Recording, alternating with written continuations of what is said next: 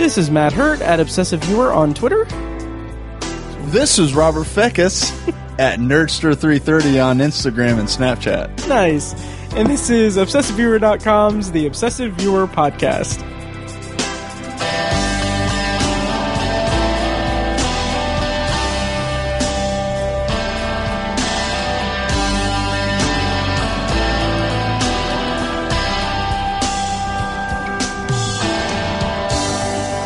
It's been a while, so we only did that once. Right? Yeah. Okay. Still warming up the seat and the reoccurring co-host. Yes. Your dues are due, by the way. No, yeah, I got it. Yeah. Hello and welcome to The Obsessive Viewer. We're a movie and TV podcast that covers a specific topic, be it genre, trope, movie, or show, each episode.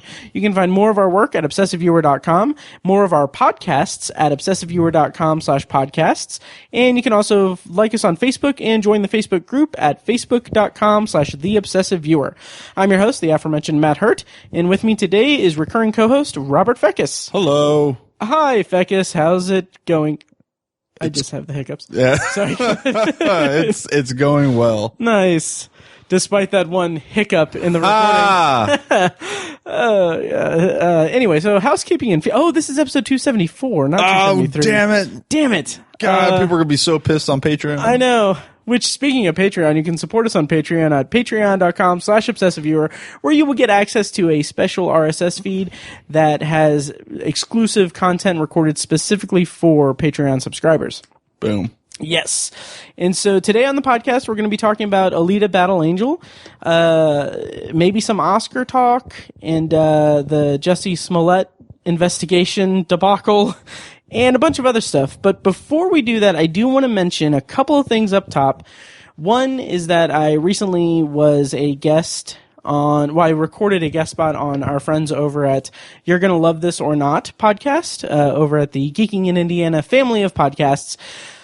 It's a podcast where they basically watch a shitty movie and then they record a review of it in the host Matt's basement. It's a lot of fun, really good time. We talked about Short Circuit 2. Johnny 5. Yeah. That episode is going to go out they do release monthly, and I think mine is scheduled for June, so I'll make sure to remind you guys. But in the meantime, check out their show and subscribe. But yeah, Short Circuit 2. God, what an awful movie. Awfully amazing. I don't remember a thing about it. Okay. Is that the one with Steven Guttenberg? No, that's the first one. Oh, okay. Yeah. Is this the one with the Indian guy then? Yes. Okay. Fisher Stevens plays an Indian guy in brownface. Yeah. Did you not? Oh, no, I that? did not know that. I knew there was an Indian fella. Yeah. I did not know it was Not only that, he's the only returning character from the first movie. So he was in the first movie in brownface doing the offensive accent, and then they brought him back for the second one and made him the main character. Holy shit, I am looking at him right now, and I've never known that he was not Indian. It's really crap. It's egregious. Yeah. Wow. Okay. Yep. So definitely check out that episode of You're Gonna Love This or Not here in a few months, and subscribe to them. They're a lot of fun. They're a really good group over there. Was he the therapist that dated Monica or dated Phoebe and Friends that got mad over the large coffee cups? Yeah, that's right. Good. Yeah. Wow. Yep. He also won an Oscar for producing The Cove. Oh, did he really? Yep. Oh, interesting. Which I heard on another podcast. Someone said that he produced The Cove to make up for his name being Fisher or something like that. That was a Matt Hurt joke. Yeah. So a lot of stuff has happened, and we haven't had.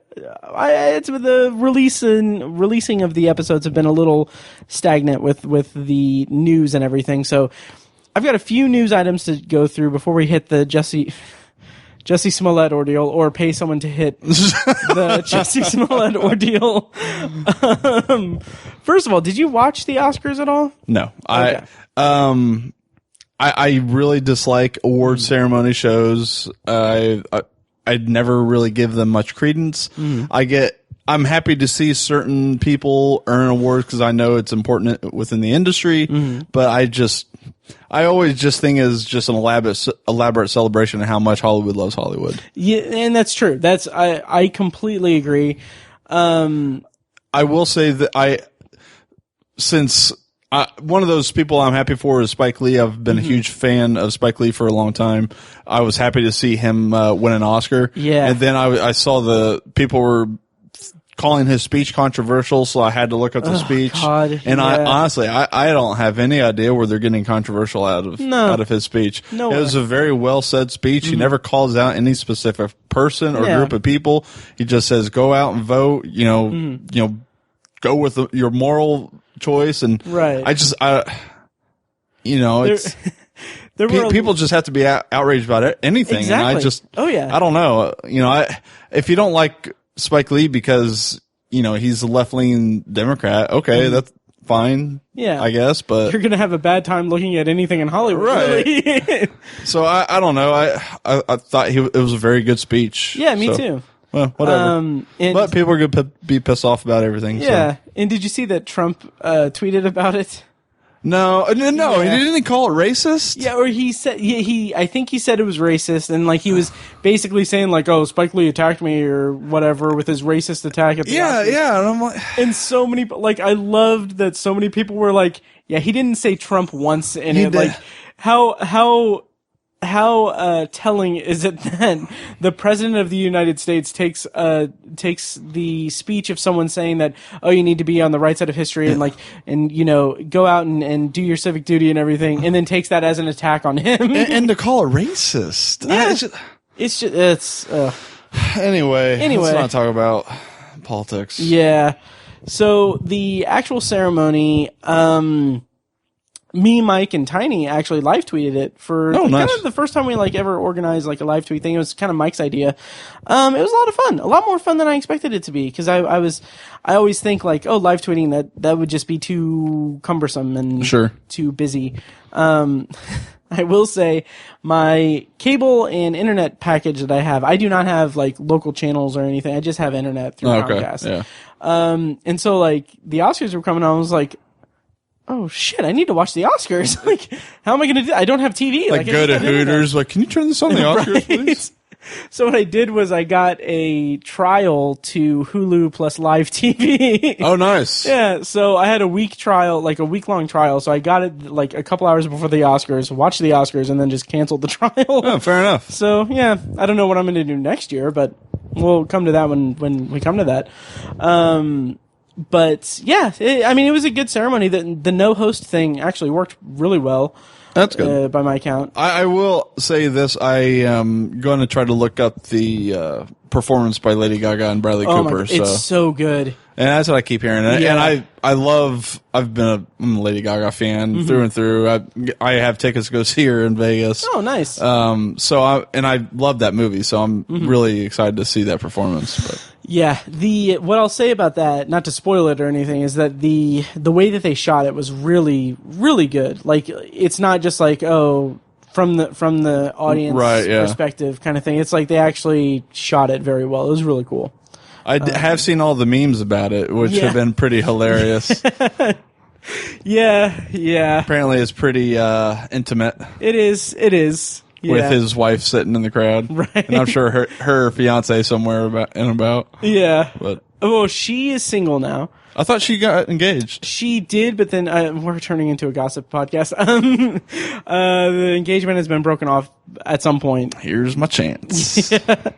And then Bradley Cooper is not married to his Victoria's Secret girlfriend. But I did read an article where, and I was just oh, this is so dumb.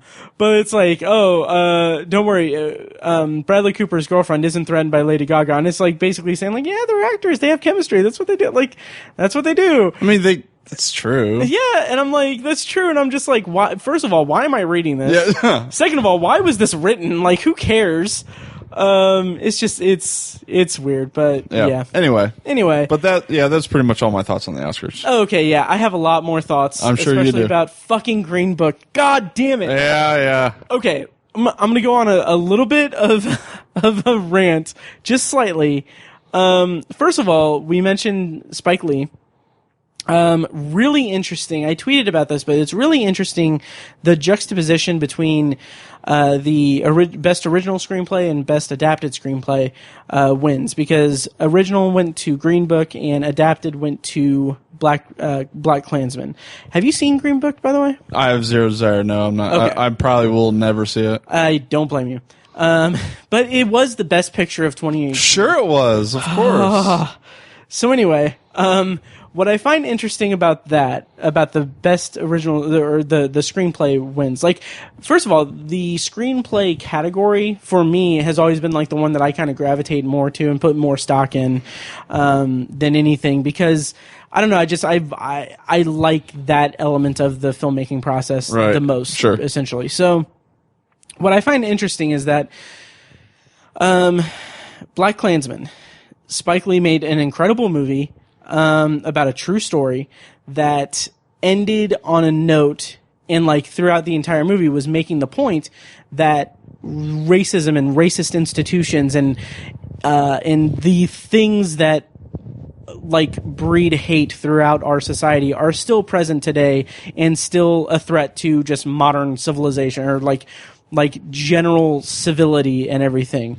And like it ends on a note that is one of the most powerful endings to a movie that I saw all last year. Sure. And it just really stuck with me. Whereas Green Book is a movie about, and I'm going to quote a review that I read on Letterboxd that I don't have the user's username on it, but I'll link it in the show notes, that said something to the effect of, this is the story about how that one white guy who says, "I've got a black friend," got his black friend.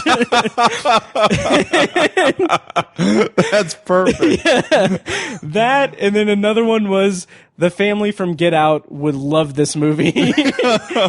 And it's because that movie is like, it is about Tony Lip, a real person. It was co-written by the guy's son. It's him taking a job to drive an African American pianist, classical pianist around the South, and it's about him learning to not be racist and basically save him from the South. And it's like it's terrible. It's a shitty made. It's I don't even say shitty. It is aggressively mediocre, and it ends on a note that's classic, like Oscar bait, self-congratulatory, like white people patting themselves on the back for not being racist. We cured racism. Yeah. It's just that kind of movie, and it's like, of course it won fucking Best Picture, but it, like, what Mike keeps saying is that, like, this is like the movie that like would win Best Picture 20 or 30 years ago, but today it just doesn't fit, like, with what the Academy is trying to show as them being progressive and everything, and that's everything. One of the big reasons that I don't give any credence to these shows, because they don't, like, it's very clear that they were influenced by Oscars So White, which is fine, because I get the criticisms of the past Oscars, but now you're just pandering and saying, well, let's give it to as many, diverse casts and movies as we can. Green Book, pretty universally liked, not very offensive, good, Best Picture. Yep. So I just that kind of shit is just, I'm done with it. Yeah. And that's been my whole argument of why Black Panther got nominated for Best Picture. It's like, Black Panther's a fine movie. I really enjoy it. It's, I'd even say it borderlines great, but it's not Best Picture. It's the third best Marvel movie of 2018. Really? You would put it below Ant-Man and the Wasp? No. Oh. I would put Spider-Man above it, though. Spider-Man Into the Spider-Verse? Oh, okay, you said Marvel. Yeah. Okay, I thought you said Marvel Cinematic Universe. No. Okay, just Marvel. Gotcha. Yeah. I agree. Yeah. Yeah. Oh, I lost my train of thought there. Yeah. That's what I'm wrestling with too. Like it was never going to win Best Picture. Like there was no way that they were going to give it Best Picture. I don't know. I don't know. I could have saw it coming. Really? Yeah. So they could. We made history. Yeah. Because they've been touting that with Black Panther this entire award ceremony, history making Black Panther. Yeah. And I was just like, they're painting the sidewalk right now for it. So I don't know. And I think it would have been just as silly as Green Book winning Best Picture. Because there is no credence to it. Like there's no like, it's not a statement of like, this is the best picture of 2018. Like it's just, this is what a select group of people selected as it after a campaign. And that's exactly right. A campaign. Like people campaign, Marvel campaigned hard for Black Panther to be nominated, and it got 10 nominations or something like that. So it's about how much money these studios want to put into pushing the movie for an Oscar nomination, and at the very end, I'm sure money has something to do with which certain films win too. And it's just okay, good. Yeah. Pat your guys self on the back. I'm glad certain people get this accomplishment. That's great. I would have been happy for Lady Gaga to win Best Actress. I'm happy that she won Best Song. That's great that Lady Gaga has an Oscar. But at the end of the day, I'm just like, it doesn't change how I feel about the movies I watched, and it's not it's not going to make me like movies that I did not like just because it has been nominated for an Oscar or wins an Oscar. So I agree completely. But yeah, final thing about Green Book and about the Oscars and everything. Green Book won for Best Original Screenplay and then also Best Picture and some other ones. But at one point, I think, Mahershala Ali won for Best Supporting Actor. But I think when it won for Best Picture, when they went up to it, first of all, 95% of the people on stage were white, which is just kind of funny. It's kind of funny. But it's Green Book. The title Green Book is like a green book, like a book that was made for African Americans in like the 60s to show them like what places were safe for them to stay in the South. There is maybe 2 scenes that even show the Green Book, and it doesn't pay it. Like there's no reason for it to be called Green Book because has no bearing on the plot. Obviously Don Shirley, Dr. Don Shirley is a prominent figure. Like this movie, he's the reason that the movie is existing because isn't it ironic then that the character the actor that's portraying him is a supporting actor in the film? Well, that's the thing, because the way that the movie's written is it is Tony Lip's movie. It's Viggo Mortensen's, like he's the star of the movie, and it's about him growing through this friendship with an African American guy. But the crazy thing is, like, when they gave their acceptance speech, like, they didn't thank the Don Shirley or the family of Don Shirley. They didn't reference the Green Book. They said this movie began with Viggo. Like, this movie would not exist without Viggo. And it's like, are you sure there, buddy? You know what? We have this this racist white guy to thank for this amazing accomplishment. This movie wouldn't exist without this guy who dropped the N-word in a press tour. So that portion of the Oscars was a shit show. Yeah. But it's, I don't know. Well, yeah.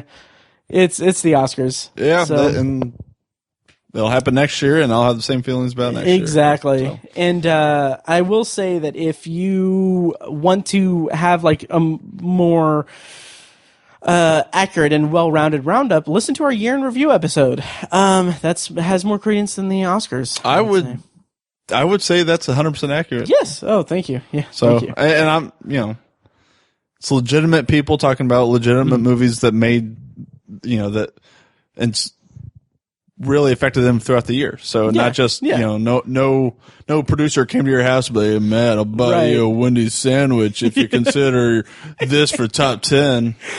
That is such a low bar. At least spring for Burger King. So, all right. I feel like Wendy's is higher end than Burger King. Yeah, I guess. I don't eat fast food unless it's Chipotle, but I expect Wendy's to be better quality than Burger King. Okay, I'm thinking of the patties. It's I don't know. Anyway, all right, whatever. Neither one of them endorse us. So, moving on from the Oscars, there are a couple of things. One real quick that I just want to say just to be a dick and make a dickhead joke. Have you seen this 5-minute Star Wars trailer that Topher Grace and someone else edited together from footage from all 10 Star Wars movies? I have not. Okay, it just broke today. We're recording this on February 26th, by the way. My brother's birthday. Yeah, happy birthday, Raymond. But so it's actually really good. I watched the whole 5 minutes, and I'm intrigued. I now want to watch it. It's really good. And my dickhead smartass snarky thing was the whole time I was watching, I was like, wow. Just imagine if these movies were good, too. Well, you're lucky that I have self-control, Matt. Yes. Which brings me to my next point. Rotten Tomatoes. Have you heard about what's going on with Rotten Tomatoes today? I heard that they changed the scale of which people are excited for movies that they can rate their excitement. They've taken away because people were getting on there and being dicks about Captain Marvel. Yeah. So it's basically, if I'm understanding correctly, they'll no longer allow user reviews before a movie's release. Which that makes sense. Right? It's 2019. Why would you allow that? Yeah. And I saw one tweet. I don't know if the guy's serious or whatever, but he was being dragged through the coals from it because it's such a stupid ass thing. It was a screenshot of his AMC app, and he's like, well, after Rotten Tomatoes changed their rules and everything, I went ahead and canceled my ticket to Captain Marvel because I'm a white man or some bullshit. Okay, thing. Good for you, buddy. Yeah, and also, not to nitpick, but the screenshot shows he's an A-list member, so it's not like he spent out of pocket $10 or $12 to get the ticket. You're not a fucking superhero for canceling a thing. You know what? This is a silly shit like this that just needs to be ignored. It really does. You know what? Who the fuck cares what this idiot thinks? Oh, yeah. This is back when The Force Awakens came out. Some guy wrote this stupid essay that came across the interwebs where he was talking about how, in reality, Rey should be protected by a man fighting for her, and she would never stand. It was you know what? Just shut up. Yeah. Because I know about 10 UFC women fighters off the top of my head that could whoop your fucking ass. Yeah. So just shut up. Have you seen the YouTube clip of the guy saying and they've got Brie Larson playing Captain Marvel and she's a terrible actress and she shouldn't be in any movies and everything and grrr, I'm a man. It's it is. I wasn't seething with anger because it's okay, this person is living such a sad life that I can't, it's fine. Hey, you have your own journey, buddy. But it's he's not going to affect anything, so why get mad about it? But also, he's objectively wrong. She is a very talented actress. I was going to say, what the fuck? There's no reason to ever think that she's anything besides, at the very least, adequate. And I say that because I think she's an amazing actress. Absolutely. But it was terrible. What have you watched that you believe that her to be a terrible actress? Yeah. Oh, God. So, you know what? The internet has just really put to the forefront how many stupid people exist in this world. Exactly. And how many stupid people have podcasts and everything. Also, check out anthologypod.com and towerjunkiespod.com. There was a really great bit in the Topher Grace Star Wars trailer. It's called Star Wars Always. But it's I just imagine all the shitty fanboys. I don't want to say fanboys because the man children who hate everything because they're not being represented the the people are too many black people in Star Wars. I just thought of something else.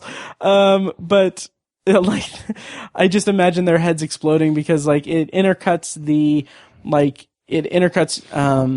Yoda saying no, there is another with shots of Rey in it. So I'm sure that people are just heads going exploding, fucking crazy. Yeah. But final thing about that, this is just an anecdote that I was just are you fucking kidding me? I think Collider posted something about Star Wars, and then like you know how on Facebook you can see like if a Facebook friend replies to a certain comment in a comment thread, like you'll see that comment. Yeah. So I was just scrolling through and I saw this comment from this guy, to which a friend of mine replied, but the article was it was an article about Topher Grace. It was Topher Grace and Jeff Yorkis about the trailer and everything. And this guy commented on it and said, how about reminding JJ and Rian Johnson to not mess up science fiction by putting in social commentary and killing off the main reason we fell in love with it in the first place. Okay. Yeah. You know, science fiction has been in the forefront of social commentary since its inception. Right? This idiot needs to get the fuck out. Exactly. Like, what the fuck does he think science fiction is? Go back to any Star Trek episode in the 60s for crying out loud. The entire reason that Rod Serling made The Twilight Zone was because he was being censored whenever he would try to do anything like provocative or like any social commentary in like straight drama. So like he created the Twilight Zone to have his social commentary. These are the people that I picture that are posting like incel message boards, and it's just like, you know what? I'm sad that you can't improve your life and you're gonna just sit and pout and say everything is against you personally. Just sit in your corner, okay? Exactly. Keep to yourself. And honestly, like I like to think I'm a pretty pleasant person, and like I like to think that I'm, you know, I'm not like a malicious person or anything, but I have no qualms with just laughing at those people. No, absolutely. Like that's the only reaction you can put. It's like you know what, you're just an idiot, and you almost feel sorry for him. You do to be in such a, because that's got to be a dark place, right? But you know what? I'm just gonna move on with my life. Yeah, it really does have to. It must be like a dark place. Something like I would think that like being in that kind of frame of mind would be akin to being in like on the streets of Chicago at like 2 a.m. during the carrying around a noose, the polar vortex and everything. Having said that, let's talk about Jussie Smollett. Let's talk about this. Oh my God. Okay. Quick recap for everyone. We're recording this February 26, 2019. Jussie Smollett is an actor who was in Empire. Was in Empire. On, I think, January 29th, he claimed that, two men. Well, backtrack just about a week. Because before that, a letter arrived at the Fox studio where Empire was shot with a bunch of racist and homophobic slurs in it and a white powdery substance contained in the letter, which turned out to be crushed Tylenol. Oh, wow. So that arrived at the Fox studios about a week before the actual battery incident. Addressed to him. Yes, addressed to him. Yeah, correct. And then after that, on the 29th, during the polar vortex where it was like negative, it was negative 20 degrees in Chicago at that time. Jussie Smollett was in town to shoot Empire.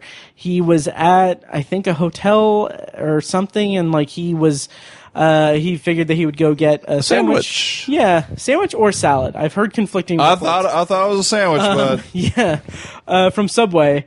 And so as he's walking back to the place with the sandwich, he hears these two men yell, "Hey Empire, N-word. Hey Empire, F-word." And then is proceeded to be jumped by them. And the way that he described it was that when it was over, like he fought them off. He got a few punches in. Yeah. And then he realized that there was a rope around his neck, which he kept on around his neck for like 30 minutes. So I'll address that when we get, Okay. And then apparently there was some kind of chemical that was poured on him. Also told that this is MAGA country. Yes. Oh, yes. They did yell, "This is MAGA country." Clearly Chicago. In Chicago. MAGA country. Yeah. Oh, that's good water. Yeah. For anyone that don't know what just happened, Matt just made a very awkward, sensual gulp of water from his water jug. I did. I'm going to cut this out. So anyway, yeah, people at work hate me or are very much interested in me. You can't turn away. Yeah.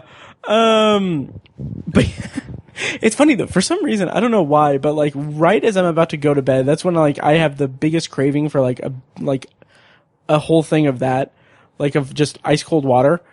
And then that is weird. It is weird, and it's it's terrible because then I'll go to bed. Because you have to go pee. Yeah. So anyway, back to Jussie. Yeah. Jussie. So he walks. Apparently, during the attack, he is also on the phone with his manager at the time. Right. While he is being attacked, and then after it's done, he waits 30 minutes and calls the police, I think. He does not call the police immediately. In fact, according to him, he didn't even think he should call police, but was convinced to call the police by his manager. So the interesting part about this is that even though he was not convinced that he should call the police, he originally told the responding officers, I kept the noose around my neck for the 30-minute walk home in order to preserve evidence. Well, why would you be considering preserving the evidence if you're not going to contact police? And to be fair, he was also presumably carrying a Subway sandwich or salad. So he needed to have his hands free. That's a good point. So anyway, like a week, like internet blew up saying like, oh, this is a hate crime and everything. And well, and here's the thing. I get where the internet would explode because on the surface, this is a horrific attack. Absolutely. But, and I'm coming from it from a law enforcement view because that is my profession. Right. You typically need to, as a police officer, I will say this. Victims lie to us just as much as the suspects. So you have to let these investigations go through the end. I have no problem if I'm a celebrity, if I'm a politician saying, if this alleged attack had taken place, this is a serious, and so. Yeah. But man, they really just jumped on it. Yeah. Oh yeah. And then even when the wrinkles were forming and the holes were gaping, people were still defending it. And I will say this, Chicago PD and I'm a police officer and I'm willing to admit Chicago PD has had some shady business in the past. But they did this to the numbers and they were very coy about how they released the information. Originally they said we have officers going over 200 hours of security footage from the areas of which the attack allegedly took place. Once they put out that we have persons of interest, they disseminated that information to the public, which eventually led to the brothers. But the Chicago PD actually did a very good job of not showing all their cards because if I'm honest, I would imagine that the investigators that took the first interview from Jussie probably had an inkling that this may not be so factual. Sure. But Chicago PD did it exactly the way they should. They investigated the allegation to the fullest, and that the investigation progressed through there. And they never came out and made any stupid TV statements and said, this is what we think, this is what we don't know. They just let it progress, and the information disseminated as the investigation progressed. Yeah. Speaking of stupid TV statements and stuff, couple things about Jussie Smollett. One is that I think like within a week of the alleged attack, he went on Good Morning America. Yes. And it was like, first of all, like that people process things in different ways. Like people will, if someone has a traumatic experience upon them, they will, like by nature, different people will process that in different ways. I found it incredibly unlikely that someone who had a noose tied around their neck and was allegedly attacked strictly because of his race and his sexual orientation. I found it incredibly hard to believe that he would be on TV, on national TV, a week later talking about it. I can kind of defend that because that's one of those things that if your constitution is strong enough, you're going to want to get out there and say, I'm still standing after this. Right. So I don't have had it been true, I could see that being a scenario where he's like, look, this horrible thing happened to me, but I'm not going to let it keep me down. I'm going to come out and I'm going to preach against the hate. So I could see that too, but that's not really what he did, because he was basically saying that, oh, it's the truth. Why aren't you believing the truth? And also cringeworthy was he was doing a show. I was just going to bring that up. And he gets on there. Fucking hell. Yeah, he's like, and I fought back. Yeah. And then he called himself the gay Tupac. And that's the kind of, that to me is the kind of shit that's worrisome. Yeah, that is the narcissistic, just really problematic thing. And by the time he's making those statements is when information's starting to come out that this may not be legitimate. Right. And if you go and read any account of the investigation and everything, it's pretty clear. It's just not on the up and up. He's been charged with felony disorderly conduct, felony reporting, false reporting of a crime. And don't be surprised if federal charges don't come over the letter. Yeah, if they can prove that he was instrumental in that, right? Which a federal investigation, that's gonna be tight-lipped until until it's done, and then they're gonna be like, these are our findings. And here's the thing: I don't know if anyone listening to this will have this position, but I've seen this position put forth on the internet, why is it up to the victims to prove that, by kind of having this media circus around Jussie Smollett's shitty behavior and indiscretions, it's just making it easier for victims not to be believed, which I can understand to an extent, that viewpoint. But the thing that infuriates me about this entire thing, the fact that this person had the audacity to create a false situation that is a hate crime. It would have been a hate crime. Oh, without a doubt. Yeah. Had this actually occurred, it would have been. There's few people that would argue that it wouldn't have been a hate crime. It would have been a hate crime. Yeah, I saw people posting online saying that I lived through the era of lynchings and lynch mobs and stuff, and black people didn't live through that, so that this entitled shithead can use it as a way to expand his career. Well, it's a slap in the face of generations of people that actually fought hard during horrible times, and there are still people out there today fighting hard through shitty situations, and it's a slap to the face of all of them as well. Yeah. And yet Green Book still wins Best Picture. But no, and the other thing that infuriates me about it, and I'll dance around some stuff and everything, but it is a false report. Without a reasonable doubt. And I know, it's innocent until proven guilty. Yeah. We have a lot of the facts out there. Yeah. So I feel comfortable saying that it was a fraudulent report. Yeah, exactly. But let's say in the event that it is a completely fraudulent report and everything, he presumably orchestrated this. The man-hours that went into finding the Nigerian American brothers, I think, the man-hours that went toward investigating this case, investigating these claims and everything, those are man-hours that the Chicago Police Department could have used for, allocated for everything else. There's been a couple of news articles showing the amount of crime that took place throughout the investigation of the Jussie Smollett incident, and it's sad because they're in Chicago. No one has any illusion that Chicago's not a violent area. It's one of the most violent areas in our country, and so there are homicides taking place. That what some people, that aren't familiar with law enforcement, should know though.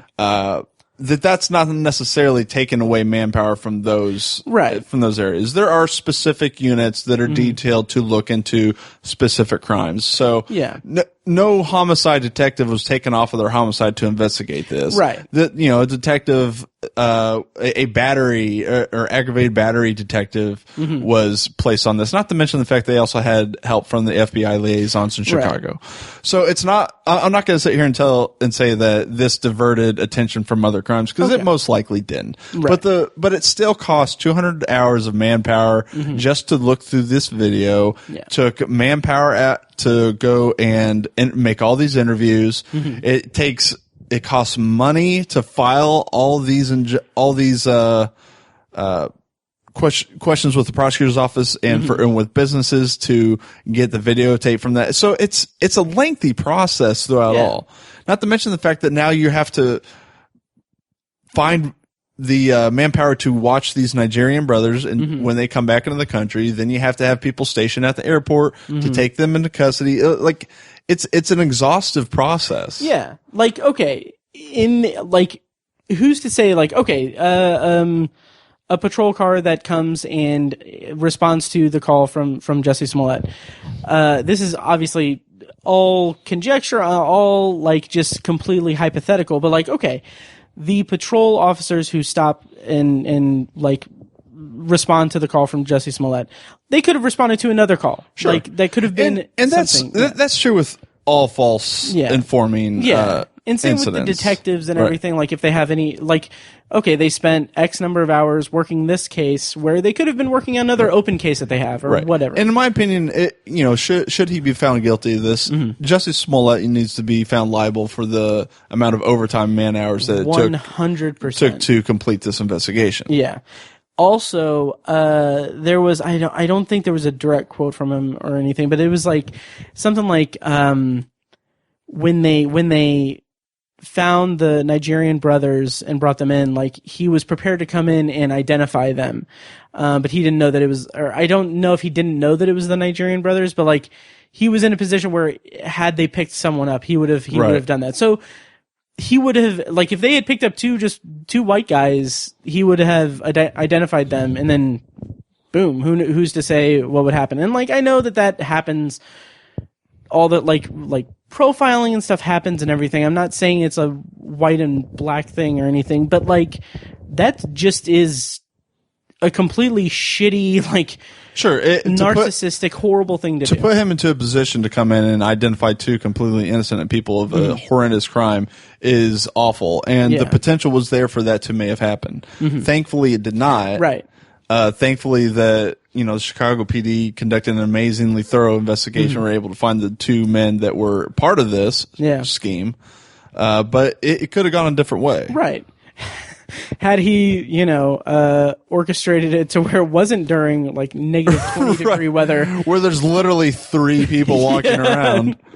I will say there was a really great Onion headline that was something like Chicago police say that the reason they were able to figure out Jussie Smollett was lying about that he orchestrated it was from years of experience faking evidence and everything for their other cases, or doctoring evidence, or whatever it was phrased. But it was pretty funny. But yeah, I'll go ahead and say fuck this guy. Absolutely. Yeah. And I've been following this since the start and I made a post on Facebook pretty much saying this is 2019's Fire Festival for me. Like I'm infatuated with it. Yeah. Like I find it just ridiculously engrossing, and I can't say why. Like every twist and turn, I'm on it for this. It's fascinating to me. Yeah. Same here. I would totally watch a Netflix and Hulu documentary. About this. I really hope that they put a documentary about this on there. I think it's just going to be amazing. And the story's not over yet. No. Because this man who, turned himself into the Chicago PD when they filed a warrant, bails out, goes to set, and has scenes to shoot, gives a speech to the people on set before shooting, apologizing, but then maintains his innocence and says that it actually happened. Bro, that's some balls. Jesus. That is some balls. It's either balls or just inflated ego and like not able to have the self-awareness to admit that you're just a shitty, like, I don't know what, like, kind of, I don't know what goes into that mentality. Yeah, ego, I don't know. And, you know, there's been a couple of actors that are involved with the Empire show that are taking heat in the realm of public opinion because they're supporting Jussie, right? Which I don't have a problem with. If Terrence Howard wants to get on and say, hey, you know, how many seasons of Empire been? Like 5? 5, I think, yeah. He's worked with this kid for 5 years. He's gonna have a personal attachment to the kid. I don't have a problem with him saying, I love this man. I'm gonna support him. Right. I'm gonna support him doesn't mean Terrence Howard is like, oh, he's innocent. Right. I'm gonna be there for him. If something's wrong with this kid's life, I want to be a part of it and help him through it. So people need to stop taking shots at him or who's the female on the show. I don't know actually. I know Ava DuVernay. She's in that new What Do Men Think? Oh my God. Is it Taraji P. Henson? Yes, that's it. That's exactly it. You know, she made a statement too, and people need to get off of their backs about this because they've been around this guy. I'm sure they have a very close, loving relationship with him, working with him for 5 years. They're gonna be supportive of him, and they should, because a guy in this situation probably needs some support, maybe from some friends that should probably push him in the right direction. Right. But and maybe also some friends who don't take a payment from him to beat him up in an alley. Yeah. So it's very interesting to see what may come of all this, but yeah, it's such a, I don't want to say it's not a Schadenfreude experience, but it's just like a train wreck that you can't. It's a cringe-worthy episode, and like anything else cringe-worthy, you hate to watch it, but you can't help but watch it. Absolutely. So. Yep. And the internet memes have been amazing. Yeah. So. Yeah. If there's one thing I can always count on the internet for is a good laugh at some horrible situations. Absolutely. Oh yeah. So why don't we review the movie that we were talking about? Yes. Yeah, Jesus Christ, it's already 11. Yeah, we can make this a fairly short review. Alita Battle Angel. Alita Battle Angel. Yes, this movie has been in the making for a long time. I know I didn't do my due diligence, as I always say. It's based on a manga. It's based off of a manga book, and for anyone. Manga, sorry. Manga. God damn it, not manga. It's not a manga. Yeah, manga, sorry. Yeah. So manga is pretty much like graphic novels in a Japanese type of animation style. Yeah. Yep. And so I think there's about 9 series of this particular manga. Wow. Okay. So yeah. Well, I know that James Cameron had been wanting to make this movie for like 2 decades, easy. Yes. And he helped produce it, and Robert Rodriguez is the one who ended up directing it. Yeah. What were your expectations going into Alita Battle Angel? How did the marketing have you primed for it, and what format did you see it in, and how was your theater experience? So with Alita, like I remember the original previews coming out about a year ago, and I would equate it to the previews for, oh god damn it, that crappy movie at the end of last year with the giant cities. Mortal Engines. Showcasing a very high concept CGI spectacle film. Right. So when I first saw the preview, I was like, well, whatever. See what happens with it. Maybe it'll be interesting. Maybe it will just be a giant CGI mess. Sure. Further previews came in, and I kind of thought, I was like, well, it looks interesting. And the more I watch these previews, the more and more I just find myself kind of excited to see the movie. Nice. Like I'd go see the like the previews in IMAX. I'm like, man, this actually looks pretty freaking cool, and the concept's kind of interesting. Anyway, Yeah. at least it was to me anyway. And as much as I like to bash James Cameron and some of the stuff, the man has made some pretty good action oriented movies, and I'm a huge Robert Rodriguez fan anyway. So weeks coming up to Alita Battle Angel, I would say that I was pretty excited for the movie. Nice. Not to mention the fact I was reading some pretty decent reviews of it too. The word of mouth that or the buzz that was surrounding it was what kind of piqued my interest, because like the trailers didn't do much for me. I do want to highlight a joke that Kirsten actually said when we were seeing a movie in the theater. Like she would point out to me in the trailer for Battle Angel or for Alita Battle Angel. She would say that the guy who plays Hugo, like the romantic interest in the movie, like his look, like he looks like a 90s like teen like heartthrob. He really does. Guy. And like I could not get that out of my head. But yeah, I like it wasn't until I saw your post that saying like you actually liked it more than you thought you would, that I was like, okay, you know what? I'm gonna make an effort to check it out. I haven't seen an A-list movie in a long time, like a few weeks at that point. So. I really wasn't expecting it to blow my hair back. Like I was hoping to be entertained by it. Right. And I saw an IMAX 3D. Oh, nice. Interesting. I've heard that it looks amazing in 3D. I will tell you this, and you know my stance on 3D. Right. I have no time for 3D. I think it never enhances a movie.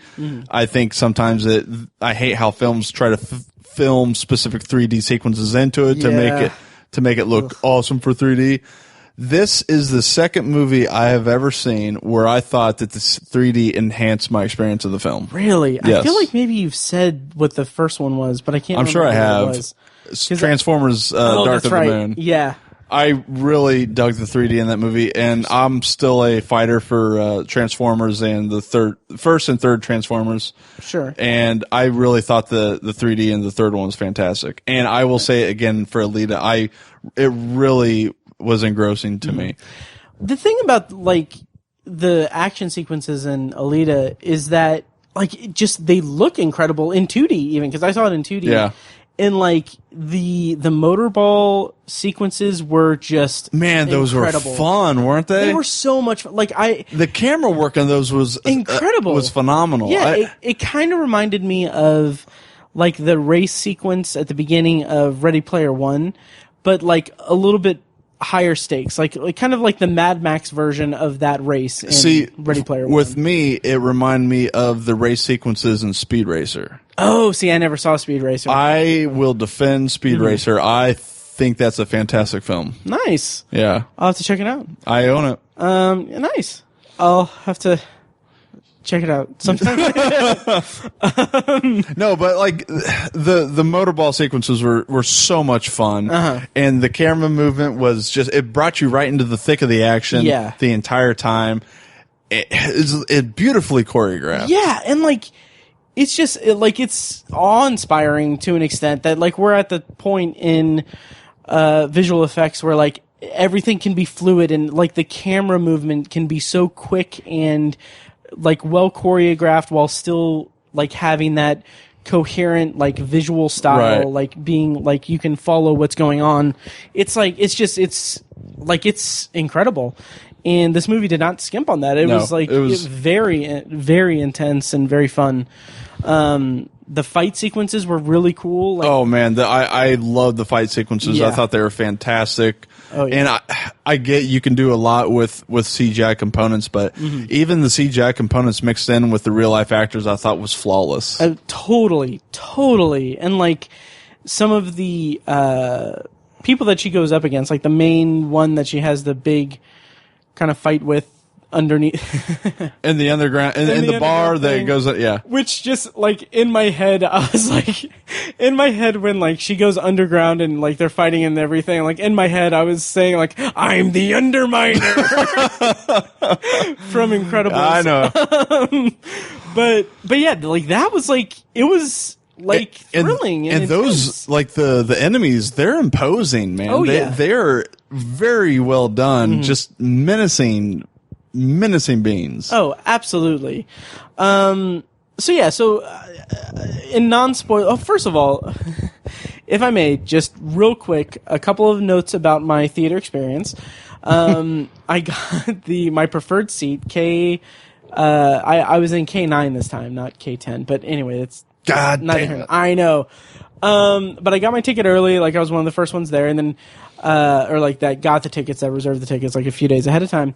Then when I got there, like I noticed like, oh, that whole row is like filled up, and I'm like, okay, that's fine.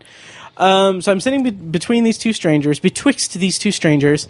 On my left side, like down the row, there's like 4 kids. And if you're a Patreon subscriber, then we did just have a discussion about kids in the movie theater. Of how much Matt adores them. Yes. I will say that each one of those young children were the most well-behaved in a movie theater. Fantastic. I was so pleased. I was I was just kind of astonished. Like this is a group of like 4 or 5 kids. I hope it enhanced your movie experience. It kind of did. I kind of did. And I was also just not stressed about it. I don't know why. What I will say that kind of dampened it a little bit was that, okay, this is going to be a little too much, but in my seat, the cup holders on my right side. So like it's one of those seats where the left armrest does not have a cup holder. Sure. The guy sitting in the seat to my right is this somewhat older gentleman. I'd peg him at late 40s, in just a t-shirt and like some sweatpants, basically what I'm wearing now, while recording this. He smells of like old like cigarettes, and it's just I hate that. I hate that too. Yeah. And so I'm sitting there and I'm like, all right, whatever. And so like throughout the whole movie, at random intervals, like he gets into a hacking coughing fit, like aggressive coughing. That's not like, and he's making, I'm not exaggerating, 0 attempt to control the volume or force of the cough. And that's not the only part or the only thing. Probably about 6 or 7 times throughout the whole movie, he would yawn, and it would be like this is like a legit a legit interpretation or imitation of what he would do.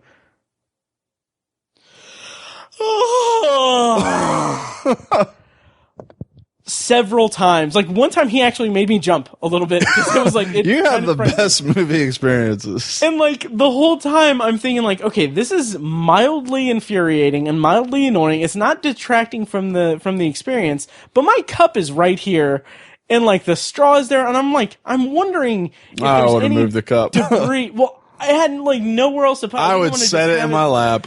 That's not a bad idea.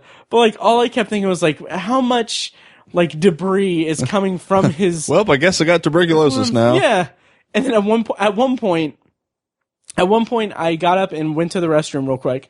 So like, there's about 45 seconds where I didn't see the movie, and then like I kept wondering like he's there like by himself. I left my cup there. And like I had this weird like image. Like takes a sip. Did he take a fucking sip of my Mr. Pibb mixed with like the cherry vanilla flavor a little bit? Delicious, by the way. But yeah, so like I had that neuroses in my head. But anyway, that did not detract from the movie. I thought that Rosa Salazar was very good. Yeah, unbelievable. Yeah. As like brought a lot of humanity to what CGI character. Oh, absolutely. And I saw her in. Well, she was in Bird Box. Yes. She was the cop, right? I think so. Cop in training. Sure. Sure, why not? And then she was also in this movie that I saw at Indie Film Fest a few years ago with Adam Pally called Night Owls, which last I checked was available on Netflix. A really good movie about a dude that is basically he is at the house of his boss, and he finds his boss's mistress like almost unconscious because she's taken a bunch of pills to try to kill herself in the guy's boss's house. So he has to keep her awake for like the whole night so that, she doesn't die. Should have got her some meth. Yeah, sure. Yeah. But really good movie. But anyway, I thought she did a phenomenal job.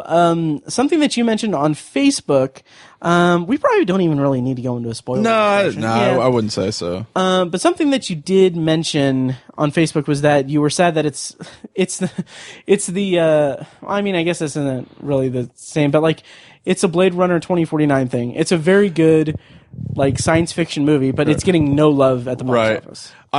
I really don't foresee, because it sets itself up to be an ongoing series. Totally. They even throw in a big name actor surprise at the end. Was that who I thought it was? That was Ed Norton. Okay, I thought I kept like wanting to, or I kept meaning to check it. Yeah, that was Ed Norton. Yeah, I was like, what the? Okay. So they set up Ed Norton to be the main protagonist of the antagonist of the entire series, or for the future films. Should I cut that out for spoilers? No. Oh, okay, that's fine.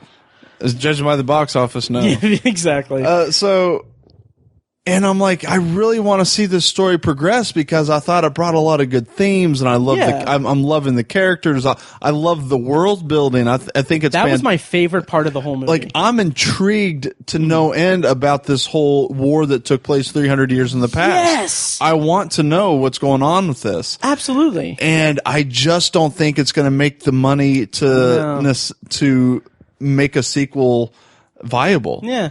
And you've got fucking James Cameron off doing his Avatar stuff, so he doesn't have money to fund it. Right?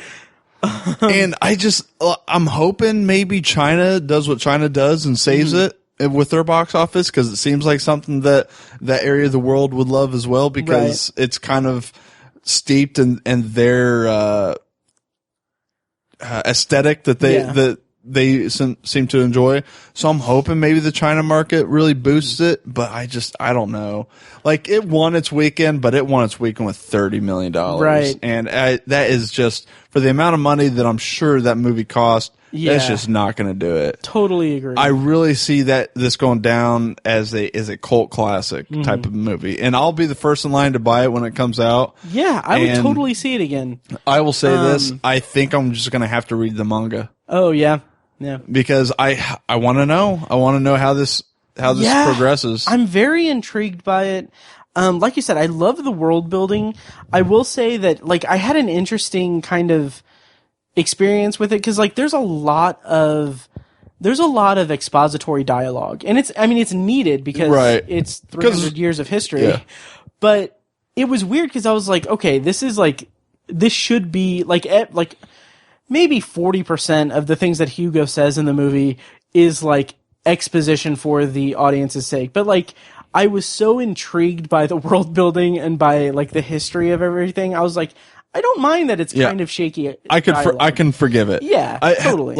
I'll forgive the actor that played Hugo, because I thought he was maybe mediocre, but I think less so than. Yeah. So like, he was really the only part of the film that I wasn't wild about. Yeah, I was not too crazy about his storyline. But the other like antagonist cyborgs, like Ed Skirrin. Oh yeah, yeah. I loved his character. I thought he was fantastic. He was almost over the top, but not really. I didn't think so at all. Yeah. Like, I thought he was so good at his kind of snarky, I'm a dickhead type of deal. I thought he was great. And the vanity of his character and how that came into play was very good. Mahershala Ali, I thought did a great job. Yeah. Well, I mean, he didn't have a lot to do, but the scenes he was in, he was very good. Yeah. He's one of those actors who he's just an imposing person. Is. Like, he really is.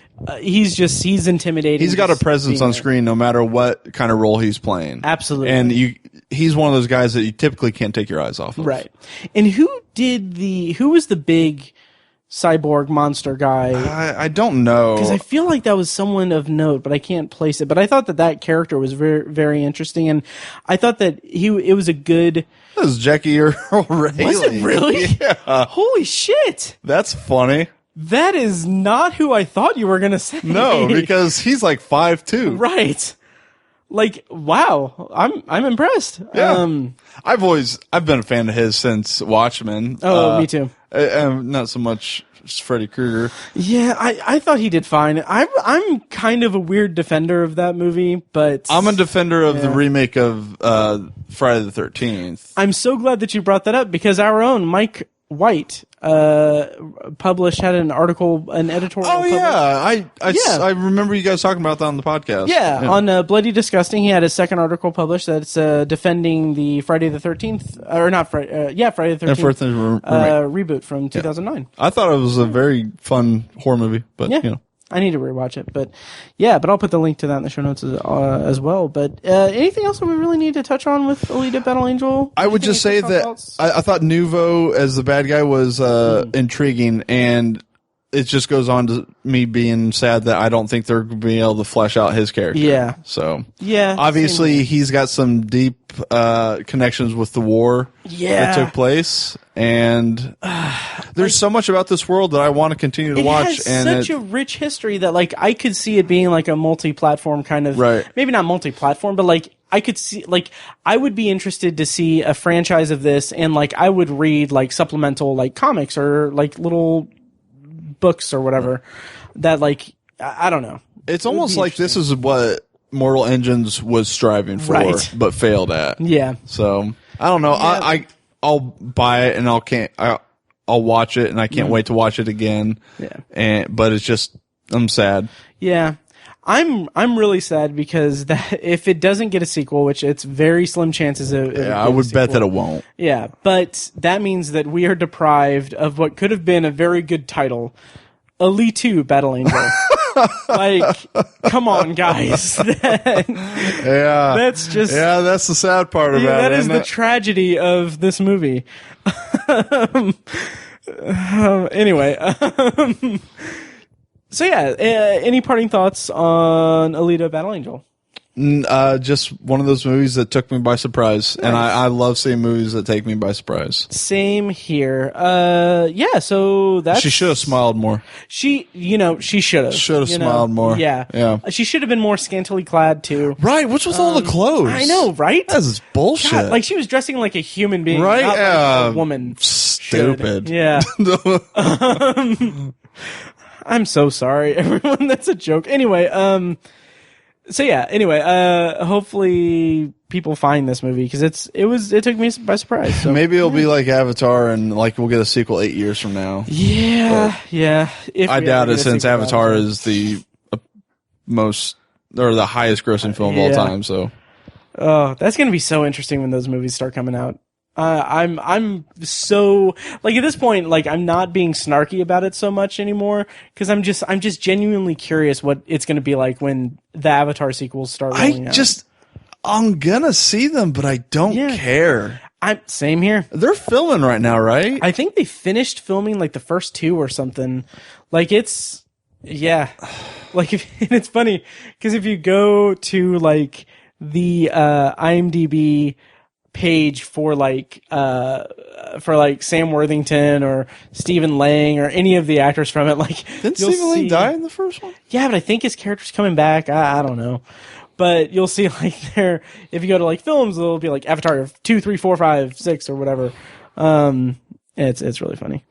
He chooses some weird things to become obsessed about.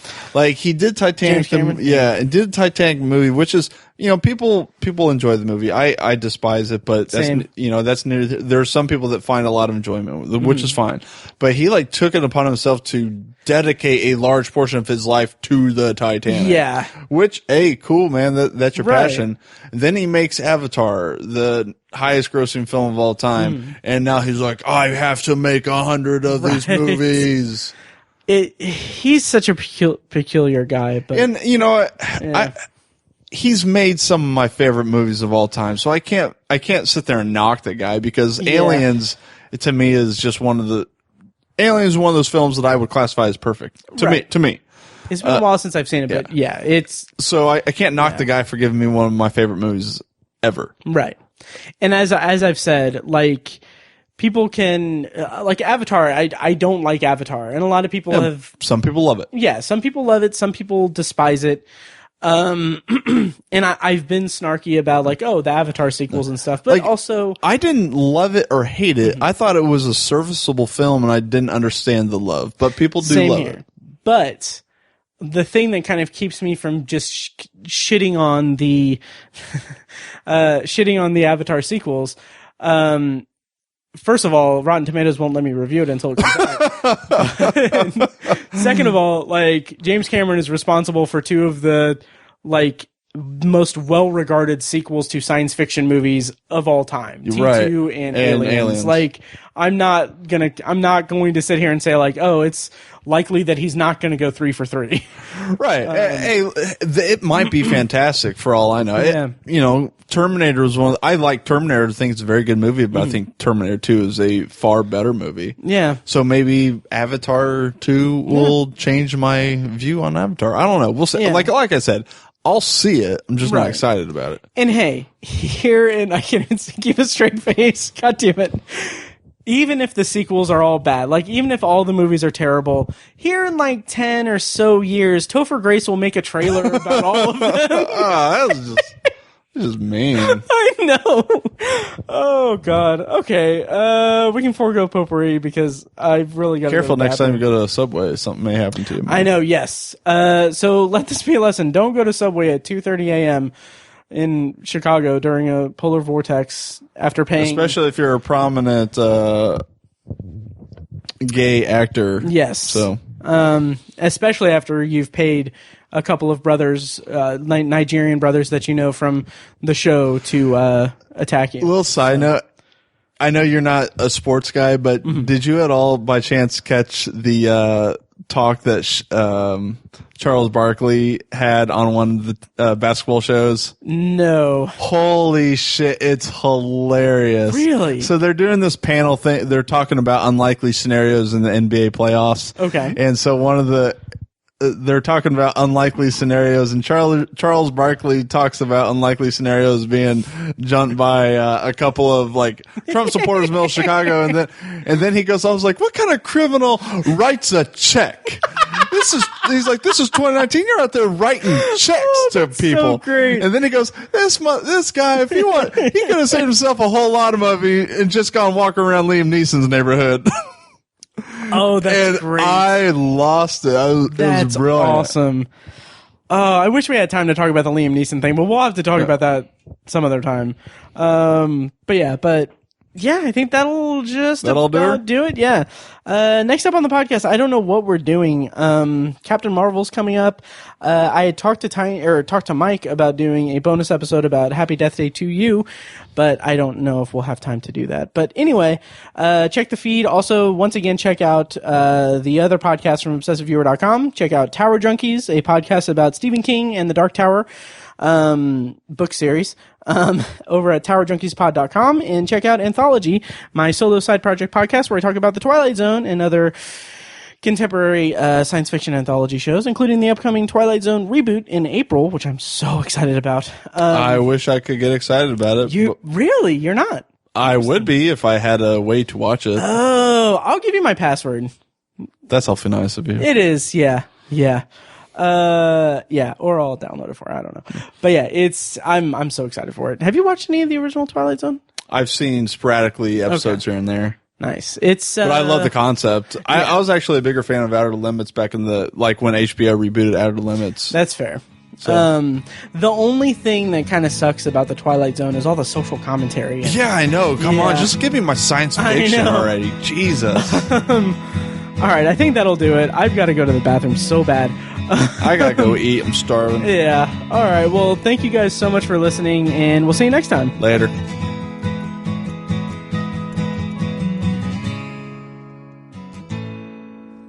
And now, here's a short clip from our Patreon exclusive RSS feed. To hear the full clip and more exclusive Patreon content, go to patreon.com/obsessiveviewer and become a patron at the minimum rate of $1 per month. Thank you and enjoy. All right, moving back to the kids thing. Wow, yeah, we went on a tangent. We did. Yeah, I don't think kids should be allowed to cross the threshold of a movie theater. Like you said, let people have their religion. My religion is the movie theater. That's and fair. I do not think that they should be. I don't think that my house of worship should let in undesirables. You're correct. Yeah. And I define undesirables as anyone under the age of anyone that is not legally able to drive a car. That's fair. Yeah, that's fair. So, yeah. The Obsessive Viewer podcast is edited and produced by Matt Hurt and presented by ObsessiveViewer.com. For a full archive of our episodes, go to ObsessiveViewer.com/OV archive. You can also like our Facebook page and join the OV Facebook group at Facebook.com/TheObsessiveViewer. And follow us on Twitter at ObsessiveViewer and at ObsessiveTiny. And follow our recurring co-hosts at I am Mike White, that's me, at R.A. Fekkes and at Burger_Lurker. If you enjoy the show, please take a couple minutes to leave us a rating and a quick review on Apple Podcasts.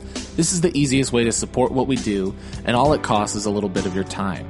If you'd like to donate to the podcast, you can make a PayPal donation at obsessiveviewer.com/donate. Or support us on Patreon for recurring donations and access to commentary tracks and B-roll audio recorded exclusively for patrons at patreon.com/obsessiveviewer. Every donation goes toward paying the fees to keep the podcast running and is greatly appreciated.